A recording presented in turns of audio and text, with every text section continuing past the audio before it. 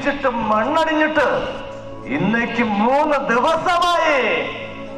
എന്തൊരു തോൽവിയാണ് നിങ്ങളുടെ ദൈവം. ദൈവമാണ് പോലും ദൈവം.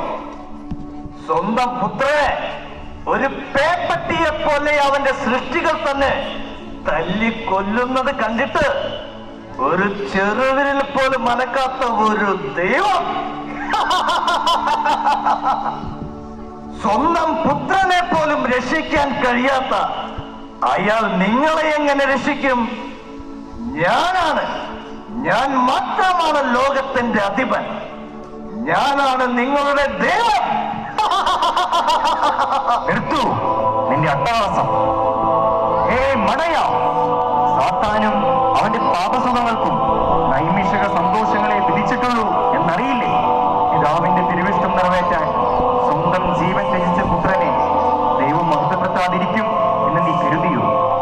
മരിച്ചു മണ്ണടിഞ്ഞു എന്ന് നീ ആക്രോശിച്ച ആ ദൈവസുതൻ നിന്നെയും നിന്റെ സന്തതികളെയും നശിപ്പിക്കുക തന്നെ ചെയ്യും. നിനക്കൊരിക്കലും ജയിക്കാൻ സാധിക്കുകയില്ല. ജയിക്കും, ഞാൻ ജയിച്ചിരിക്കും. എന്നെ നശിപ്പിക്കാൻ വേദനയേറ്റ ശരീരം ഈ കല്ലറയുടെ അകത്തുണ്ട്. അവന്റെ ശരീരത്തിൽ ഒരിറ്റ് ചോര പോലും ഇപ്പോഴില്ല. മനുഷ്യരാശിയെ രക്ഷിക്കാൻ വന്ന അവന്റെ അവസ്ഥ നിങ്ങൾ കണ്ടില്ലേ? നോക്ക്. പക്ഷേ നീ ജയിച്ചു എന്ന് കരുതണ്ട. നീ ഒന്ന് മനസ്സിലാക്കിപ്പോ, നീ കൊന്നുവെന്ന് അവകാശപ്പെടുന്നവൻ മനുഷ്യൻ മാത്രമായിരുന്നില്ല, അവൻ ദൈവപുത്രനുമായിരുന്നു.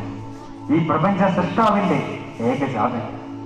അതിബുദ്ധിമാനെന്ന് അവകാശപ്പെടുന്ന മടയനായ സാത്താനെ നീ ഒഴുക്കിക്കളഞ്ഞവന്റെ രക്തം ലോകാവസാനത്തോളം നിന്റെയും നിന്റെ സന്തതികളുടെയും നാശത്തിനും പാപവിമോചനത്തിനുമുള്ള ഈ ഔഷധമാക്കി പിതാവ് മാറ്റിയിരിക്കുന്നു.